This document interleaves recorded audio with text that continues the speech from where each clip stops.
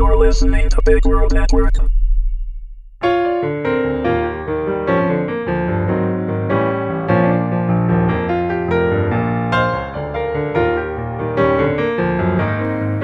Amazing Grace, Episode 12.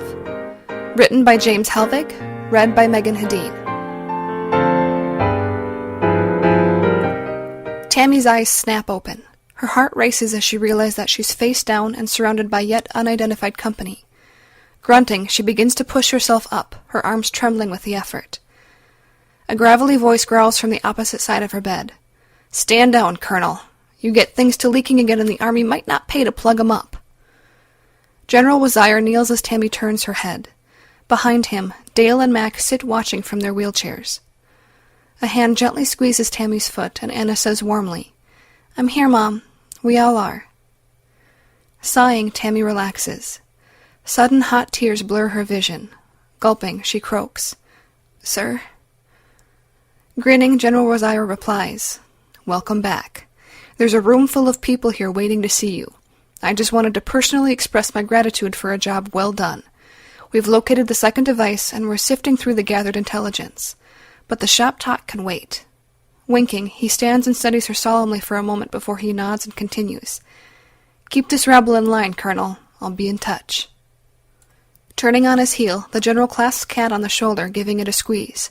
He says softly, "Thank you, Commander." Smiling, Kat stands a bit taller, replying, "Thank you, sir. My team appreciates everything you've done. As do I." Anna takes the general's position in front of Tammy as Mother Steele and Mai push Dale and Mac closer. Reaching out to stroke Anna's face, Tammy smiles, whispering, "Baby." Anna kisses her forehead, then hugs her gently. Both of them are momentarily lost in the storm of their emotions. In the background, Dale quips, "I told you this would be a hanky jubilee." Snorting, Mac chuckles as Mai admonishes her husband, "Your eyes seem to be pretty leaky as well, tough guy." Anna sniffs and turns around while Tammy and Kat grin at the exchange, noticing that every face in the room is streaked with tears. Anna retorts with a giggle, "You're crying too. How is that different?" Deadpan, the senior non-com replies, "The damn flowers. All that pollen has my sinuses all screwed up."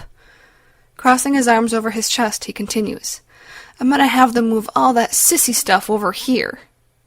Chuckling, Tammy replies, "It's good to see you too, Sergeant Major." Including the whole room in her gaze, she continues, "All of you." Anna winks at her uncle and, turning back to Tammy, says, "Don't let him fool you, Mom. It's not the flowers. Uncle Dale's afraid of bees."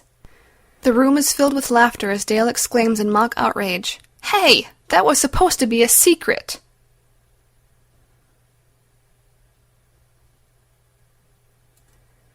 Mother Steele and Tammy stand side by side, watching as the sun slowly settles into the Atlantic Ocean. The brisk March breeze whips loose strands of their hair back and forth and puts a rosy glow on their exposed faces. Taking Tammy's hand and squeezing firmly, Mother Steele asks, "So, have you decided?" Shrugging, Tammy sighs in frustration before replying, "It's not that simple. I have Anna now, and you." Turning to look at her friend, she smiles.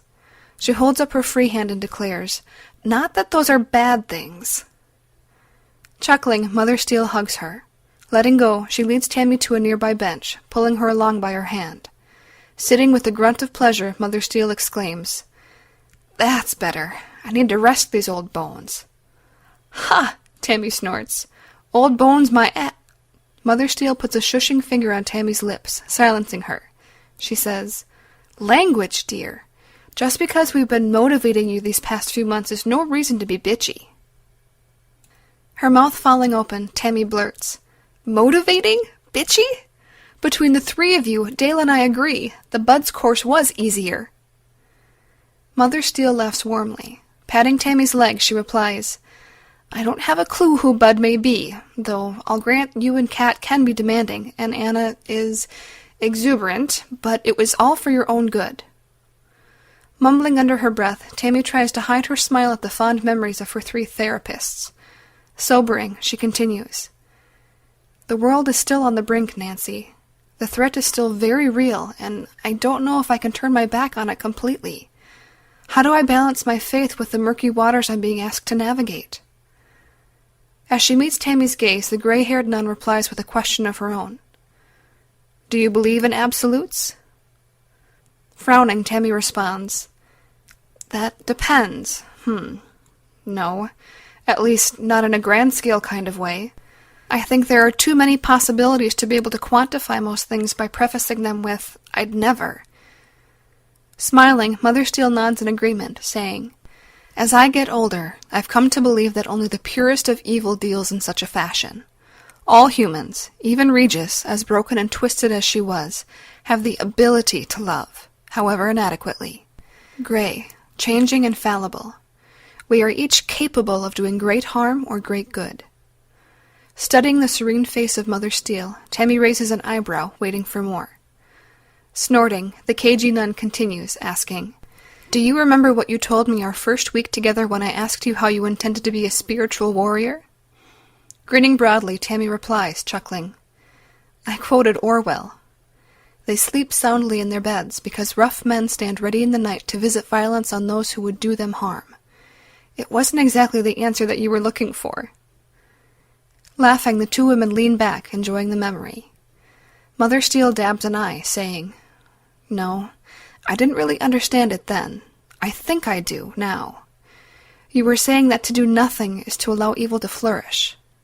Follow your heart, dear. I know God's light shines brightly within it. Tears sliding slowly down her face, Tammy hugs her friend and mentor, whispering hoarsely, Thank you. I love you, Nancy. Hugging her fiercely in return, Mother Steel exclaims brightly, Me too. Come on. I'm getting cold and my butt is numb.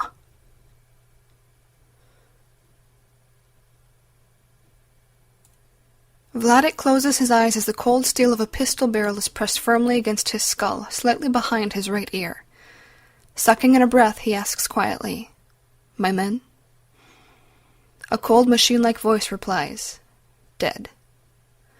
The weapon is removed and immediately Vladek is struck on the left side of his face by a vicious elbow.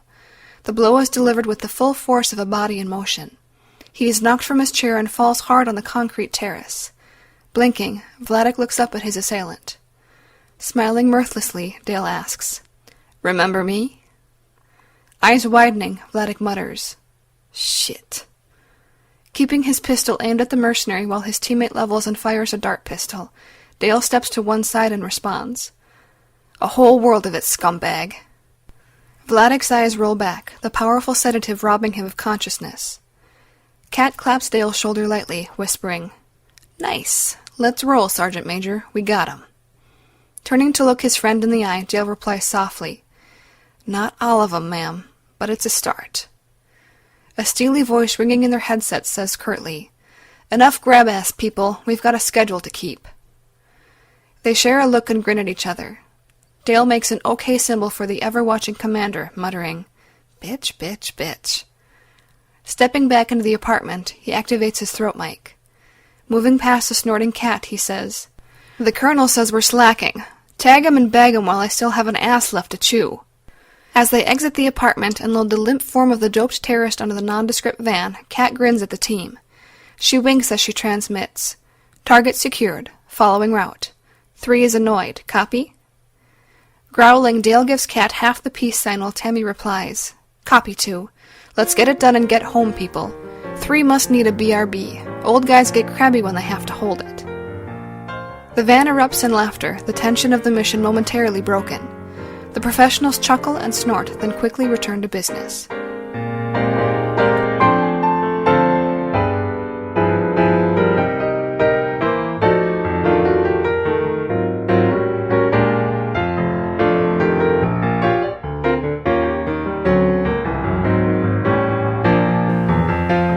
This has been a presentation of Big World Network. Visit us on BigWorldNetwork.com for more free weekly series, or follow us on Facebook and Twitter. Thanks for listening.